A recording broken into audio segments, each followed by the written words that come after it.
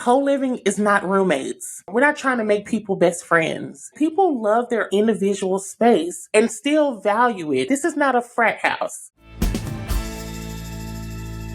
Welcome back to the InvestHER Podcast. This is Liz Faircloth. And I am Andressa Gadelli. So many investors are looking to maximize their investments and increase their cash flow. But I don't know about you, but today's economy, this is getting harder and harder to do. And that's when co-living space comes in as a strategy to solve this problem. In today's episode, we are interviewing Brandi Jones. She let go of midterm rental and short-term rental and is welcoming the co-living strategy. We're going to break down everything you need to know to see if that's a good fit for your business.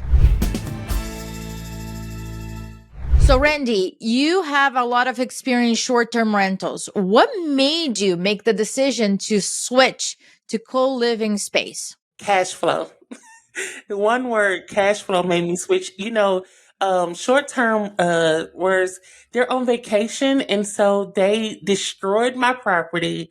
But when I realized that I could have long-term cash flow that was more than what I was making with short-term rentals, I knew very quickly I was all in on co-living. So just for the listeners, to get a very specific sense about the meaning of co-living, share with us, what is it? Yes. So co-living is a rent by the room strategy that triples your monthly revenue. Oh, I like that. Sounds so simple, Brandi. It sounds so simple. But let me ask you a question, because the women are like, well, but that might triple my energy too. I don't have triple energy. Triple my headaches, right? Triple my headaches, but I don't have the triple patience to deal with that. How have you been dealing with, it's a different strategy, right? Each strategy has its pros and cons. So in terms of time management, just that piece alone, time management on back and forth, what have you seen the difference between short-term rental and co-living folks? How do you call them? Guests, tenants? How do you call them? They're tenants. They're tenants in Jersey because they sign a 12-month lease. And the time difference has been amazing. I'm here in Nashville, and so Nashville is so popular that I was having a short-term guest so often. So I was working every day. I was answering messages at 2 a.m. It was constant with the ding, ding, ding from Airbnb of guests wanting to book or just asking questions. With co-living, that decreased so much. And so now I'm probably working 4 hours a week responding to messages. All of that has been automated, and I'm sure we'll get into that. But it has decreased a lot. Let's break that down further. I'm really curious. So talk to us about a property that you have where you've kind of converted it, if you will. Walk us through that process. Where is the property located? What type of property is it? How many people are you renting to from a co-living perspective? And then I got like 95 more questions, but let's start there. Yeah. So I'm in Nashville, Tennessee. The property is a single family home. It has 7 people. It can hold 8. So, one person just left to get married. Whoop, whoop. And, it has 7 people, and the PITI, so property insurance, all of those things is $1,600. And with, Airbnb, I was making right at $4,000 a month. So $3,900, $4,000 a month. With co-living, each room rents for $1,100. Whew. And here's the thing, Liz. What is the thing?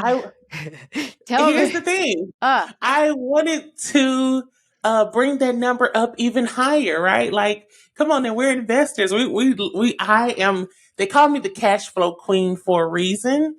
And so I was able to take the garage and put up one wall.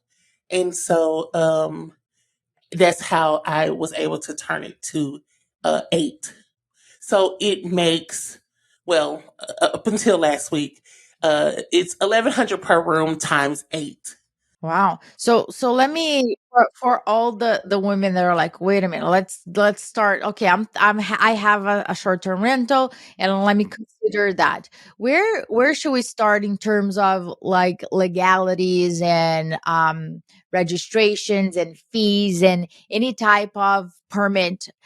How did you go by that? Is there any specific regulation that you need to follow? Yeah. Oh, I get this question so much. So, co-living is legal in all 50 states. Now, if you go to add a wall and things like that, of course, that requires permits and things like that. But the act of co-living is completely legal everywhere. Whereas with short-term rentals, if the bans are coming down. I live in Nashville, and I mean, they came down like a hammer here in Nashville as well, with short-term rentals. So before I was squeezed out by the bans, I really started looking at co-living and decided to go all in, and don't regret a second. So no permits. No permits are required for co-living. It's no different than if a house is, even if you take a 3-bedroom home, let's say you have a 3-bedroom home in, the Midwest, and you don't change a thing. You're still making 1,100 a room. What is it? 3,300 a month. So you can do that everywhere in America. Now let me ask you a question. The 1,100 a room. Can I go get an apartment in Nashville for $1,100? I don't know your market rents. Is that lower than me as the renter going to an apartment building and getting a 1-bedroom? Yeah, you definitely can get, just like any other city, you definitely can get an apartment for $1,100. But here's the thing. Your listeners know, you're going to get in a Class D neighborhood. You're going to get a Class C apartment. So sure. Yes, you can. But not in the same neighborhood, not like equal to equal. So that is the advantage for them to live in your house, because they are in a better neighborhood and they have the amenities of an entire house. Absolutely. Also, another benefit is us millennials and Gen Zers with the tiny home movement, the tiny home boom, micro living, we just don't need a lot of space, as you would Exactly, think. Brandi. We don't We're need really space. The Gen Z, like Liz and other No, I'm Generation people. X for Oh the yeah. record. Oh yeah. Or a You're not. baby boomer. You You're like to X. think of me as a baby I boomer. mean, I'm not a baby boomer. sorry. just you and I, Sorry. Brandi. Just you and I. Millennials, hello. Let's go. So what I think that's really important. And we always say that, Brandi, on our podcast, and what we stand for is you got to really know your customer, right? Yeah. And every type of rental has a different customer with different pains, different interests. So the thought of me living in a co-living space, like I would be like, oh, I run as far as I possibly could. But that doesn't mean I'm the customer, right? Because I'm old. But that's the next question is, so tell us a little more about the demographic that is attracted to this co-living. Because what you're saying is there's a real opportunity here. So tell us more about them and their, pains, challenges, and how you're solving it with co-living. Yeah, it is a real demographic here. And that's why I'm so glad to be here with you guys to share it. So the demographic is college graduates. Imagine this. College graduates are in your town. You live in, Myrtle Beach, and they do not want to go back to Ohio to live, right? They're tired of their parents and they just graduated and really trying to see, they've landed that job and they're trying to see what's next. So they don't have a dog. They don't have a spouse. They are still in the city. They love the city that they've lived for 4 or 6 years, and they really don't have a desire to go back. So that's the demographic. It's college students. It's single folks who want to stay in the city. They still want to be in the city, but don't find as much value in those big high rises and things like that. Let me ask you a question, right? When you're vetting a tenant for your single family house is one thing. When you're vetting a tenant to a co-living space, I think there are a couple of layers, right? Because they all need to mash right? That's what I'm thinking. Yeah. Like kind of like what you do like in college. Like, do you smoke? Are you a non-smoker? Are you a smoker? Do you stay up late? Does that yeah. How do you manage all those factors? Is it like all women or all men? There is a change. What has worked for you in terms of criteria on putting together a group of people that can get along? Yeah, this is a great question. And it's important to remember that co-living is not roommates. This is not a roommate situation. So we're not trying to put people, we're not trying to make people best friends, right? People love their own individual space and still value it, right? This is not a frat house. Okay.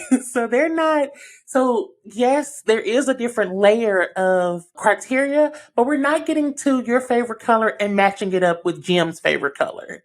Okay. That's not what we're doing here. Yes, separate genders can live in the same property. But here's how we do it. We offer them the benefits. We say, hey, this is a co-living house. It's no different. They were already living off campus for the most part, coming out of college. So it's really kind of just a smooth transition. You're right. It's kind of like college housing, but like 2.0. Because in essence, that's what people are doing when they're renting to college students. It's like a renting mother room. training to adulthood. Yeah. Transition. Is that bad? Oh, geez. The transition between one thing and the other, right? It's like, okay, now you go to 2.0. You're going to respect everybody's privacy and co-living here. And then you graduate to your own thing later on. Whenever you're ready. And then we still, of course, we have rules and things like that make a co-living run smoothly. Give me some of the rules, because I like rules. What have you implemented to reduce your like stress level, your headache, reduce conflict among people? What have you implemented? Yes, so I get this question a lot, and the first one is parking. So the way I've kind of solved property at parking at my properties is everyone has their own space while you're there. Again, this is a 12-month lease. So it's important that people know where they're going. It just breaks down confusion. So you were asking a second ago, like, how many calls am I getting? Well, that's one call off the table because everyone knows where they park. Let me ask you a clarification there. When you say that you said you have 7 garage spots or they park on the street, what exactly you're referring to when you say that they know where they should park? Yeah, so the driveway holds 4. The way the driveway is made, there's 2 and then 2, and then there's a small area for each car to pull out and leave. And then, so it's 4 spots, and then the rest is on the street. Do they pay extra to get a spot versus street? No. First come, first serve? First come, first serve. Got it. Yeah, but there is something that they can pay extra for, and that is cleaning. So we are very big on cleaning, and each week, everyone kind of takes their own space to clean. It kind of rotates, right? So it's not by person, it's by room.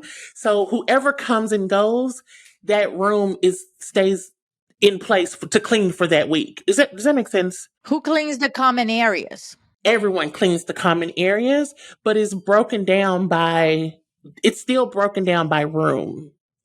So room 5 cleans the common area on week 4, on the last week of the month. Let's say Joey has a freaking bad memory and Joey forgets. Who handles that? It's posted. Oh, it's posted. Yeah, it's posted, and also it's given to them when they move in. It's posted, but here's what I was saying. You can opt out, because you were saying, do they have to pay extra? You can opt out and don't ever have to worry about it. But then have to pay for that. If they opt out, they have to pay. Right. Yep, and so you can opt out of it, and we'll come in and with cleaners and take over your spot. No problem. So I think that, I think people listening are like, that sounds like something I need to do a little more research on, but it sounds like an interesting approach and actually a very profitable approach. But the problem that a lot of people are having is finding the market, finding the deal still, right? So I'm curious, have you seen certain type of properties work really well for co-living versus others? Because the women listening are like, okay, how do I continually source properties? And I'm going to share a tool in a moment, but how do you identify this is a good property for co-living? This isn't going to make the cut. So is there anything that you can share that could be helpful for the listeners? Yes, of course. The number one criteria when I'm looking at a deal is extra rooms, a basement, a finished garage. Can the garage be finished? Can I bring in a guy to add insulation to the, and a wall? I'm looking for those extra rooms. I'm also creative with dining rooms. It's really simple to close up that dining room wall and make that a bedroom. So, I mean, we're investors, we're creative. And so we make something out of nothing. So that's probably the main criteria that I'm looking for. I'm looking for those extra rooms. And quite honestly, the extra rooms that could get ignored on the MLS, right? Exactly. And yeah, Who nowadays go to a formal dining room? What's that? Formal dining room is dead. I know. That's Yes. true. Well, Liz, we should close that wall in your house and rent it. well, out. that's funny because my husband always says, your invisible friend, because my invisible friend growing up was called Chalet. He goes, he always says, well, Chalet lives there. He always says he wants to do something with this space. I'm like, no, it's our formal dining room. We need to keep it. We fight all the time, but I digress. So back to finding deals. The formal dining room is dead. I know. Well, I'm not going to listen to that. I want to share a quick resource. One of our preferred partners. It's called Deal Flow. And what I love about what they're doing, and I want to share this in particular, what we're talking about, Brandi, with finding deals, is that all of their finding deal processes is through AI. So it's through powered by AI. And what they are able to do now, which is super, super cool, is scour through the MLS to find these type of properties that could be great investment opportunities based on the criteria, like you're saying, basement, certain square foot, that you can create this extra space. And not only find the deal on the MLS where most people are ignoring these properties, maybe for single family homes, but could be great for co-living or for, maximizing the space. They're able to then get into conversations with listing agents, AI, which is super cool because it cuts down on sourcing new deals. So we're going to put the link in the show notes, but I really wanted to mention that resource in particular to what we're talking about, because what most people are ignoring right now, there's opportunity. And that's exactly what we're talking about. So I just thought it was a perfect resource called Deal Flow. We'll put the link in the show notes, but really super, super resource there. So Randy, I don't want to give the impression to women that it's all perfect, right? How do you handle conflict because you're dealing with people, right? Yes. Who are sharing space. Yes. They're sharing a space. And I understand you don't want to get into people's business and you're trying to establish rules of engagement and this type of thing. But let's say something happened. Somebody left a banana peel, or I don't know, right? Because usually it's so minimum and common sense did not kick in that scenario. But how have you solved conflicts among people? So it's really written into the lease a 3-strike type of ordeal. We're not. I know we were joking earlier, but this is really not college housing. So we're not babysitting you. We're not. I love that. This is not like a dorm mom. That's not what we're doing here. This is for actual adults who like a model, like the subscription model housing almost. This is not dorm living. So if we find that and that's written into the lease, if we find that, you're just not able to live among adults, then we'll give you 3 times to kind of, not handle your week, or you kind of get 3 times to do that. And it's just a friendly reminder that's almost automated when we get like if someone says, hey, this was left, and hey, this is just letting you know, this is your chance to kind of correct that. We're notating that it's the first time this has happened, and we just kind of move on. That is written into the lease. So we're not babysitting them. Obviously, we're not putting you out over a banana peel, but we do kind of want to make sure that it stays nice and clean and safe and quiet. The second part of that I want to say is we're coming in. We're not just leaving the house there. We're coming in and checking things out. It also has cameras. And so at night, I'm kind of checking and making sure that things still look presentable.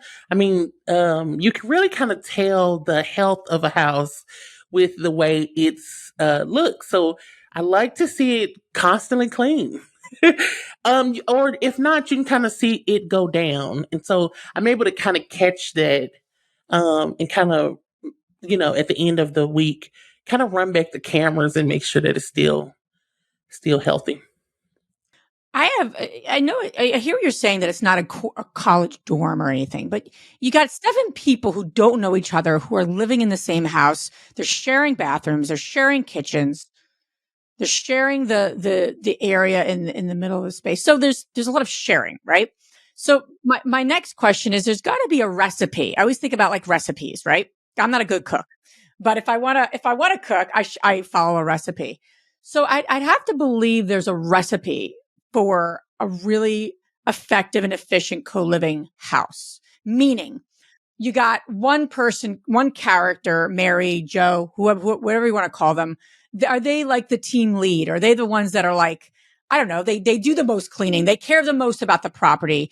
They're always there. I mean, there's got to be, I know for multifamily, there always was like a character, and we knew the characters of a multifamily, and we could prescribe what a multifamily should look like. And if it didn't have a character, it may not work as well. I would imagine it's the same, or even more so for people living together. So have you found that, number one, or is my assumption off? And number two, what does that look like? If you broke it down in terms of like a recipe for those listening, what would be some really important qualities that you see in 1 or 2 of the folks that live there? Yes, I'm so glad you brought this up. So we actually look for a manager, per se, a property manager, but not in the sense that you're thinking. So this person actually lives there, and the recipe for their personality, I guess, is type A, right? So they are a type A personality. They like a good list. They like a good checklist. And they're also nurturing and not annoying. Right. And so that's the person. So if anyone we go deeper with, because you were saying like, are we overbearing? If there's anyone we go deeper with, it's that property manager for each house. And so I'll tell you a little bit about the process. So applications come in on Zillow, which is automated. And, but we put one listing where we look for a property manager. And as you can imagine, we do give them a, percentage off on the rent and things like that for their, for what they do for each house, for, the house. But so that, as you can imagine, that's pretty popular. But from there, we go into, sort of like a process where we say, hey, can we have some references? Most of the time they, may have come from another type of co-living situation. So like experience. Yeah, absolutely. What are their like scope of work? What are they responsible for? Mainly, if you can't tell, a clean house is the end to all your problems. Like even in STR, a clean property is the end of all your, as long as that's number one. Are they clean? Do they understand cleanliness? That's going to be the first thing. Can they oversee without being overbearing? These are adults. That's going to be the second thing. So we're judging character by references. We're judging character by the type of jobs they have. Were they a property manager anywhere else? Did they do that well, right? Are they a store manager at Foot Locker, right? So those are the types of things that we look for. I can go on and on. That's key. I like that a lot, because then you have a layer between you and everybody else that can be solved that doesn't go to you. My question to you is, which is my love language, what software are you using to manage everybody? Are you ready? Yeah. Slack. What? Slack or You're using WhatsApp. Slack? Oh, Or wow. WhatsApp, yes. So simple. Yes. So you go Did you simple, expect direct. Yes. Did you expect like Appfolio or something? No. Okay, you're WhatsApp. making it work. Okay, and who manages that? The property management, the property manager kind of like oversee those chats? Yeah, the chats with every room number, and then I can see all 9 property managers because I have 9 homes. Got it. Yeah. Got it. So you manage the communication that way, but what about like Leases. leases, rent payments, maintenance requests, right? I'm sure you get complaints. married in a house who you probably heard 4 times that the oven isn't working, right? You didn't hear from one person, you heard from 4 people. So how do you manage all of those pieces? Yeah, so that is through Appfolio. Gotcha. So you use more of the traditional software, but in terms of communication. Okay, got it. I have one more question. Insurance. Is that a issue with co-living? Because just like with short-term rentals came up and it was like insurance companies were confused. They didn't know anything about it. They pushed back. Are you seeing the same thing with co-living or not? I have not, Hiscox, HISCOX insurance has really taken good care of us. Someone referred them to us years ago and so I have not. No, and my co-living friends have not either. Because again, it's 12-month leases. So at the end of the day, that's not the lease is dictating that piece. Okay. Brandi, this has been so helpful and enlightening. And where can everyone listening learn more about you and the co-living work you're up to? Yeah, so I have a free live masterclass on co-living, sharing this great model that can triple your monthly revenue. And it's at colivingisking.com. I'm also on Instagram at Brandi Jones __, and I'm on Facebook at Brandi Jones. Awesome. All this information you guys can find on our show notes. Brandi, thank you so much for being here with me today. Pleasure. Thank you for having me. Bye. Bye. Bye now.